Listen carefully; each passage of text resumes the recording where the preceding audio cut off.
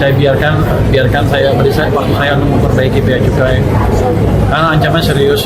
Kalau kita bea cukai nggak bisa memperbaiki kinerjanya dan masyarakat masih nggak puas, bea cukai bisa dibuka diganti dengan SGS. Purbaya ultimatum bea cukai, 1 tahun berbenah jika tidak dibekukan. Menteri Keuangan Purbaya Yudi Sadewa menyoroti citra negatif Direktorat Jenderal Bea dan Cukai, DJBC, di mata masyarakat hingga level pimpinan negara.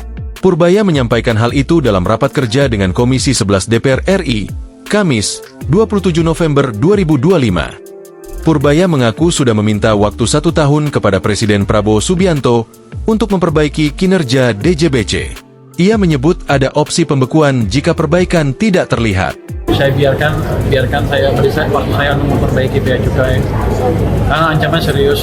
Kalau kita bea cukai nggak bisa memperbaiki kinerjanya dan masyarakat masih nggak puas, bea cukai bisa dibuka diganti dengan SGS seperti zaman dulu lagi. Jadi sekarang bea cukai, orang-orang bea cukai mengerti betul ancaman yang mereka hadapi. Purbaya menegaskan DJBC perlu bekerja sungguh-sungguh.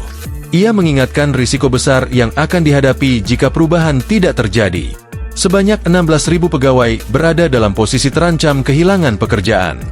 Jadi mereka sudah amat semangat untuk memperbaiki kinerja mereka. Dan kita sudah mulai terapkan AI di stasiun-stasiun bea cukai. Jadi nanti under invoicing akan cepat terdeteksi, sambil kita perbaiki yang lain.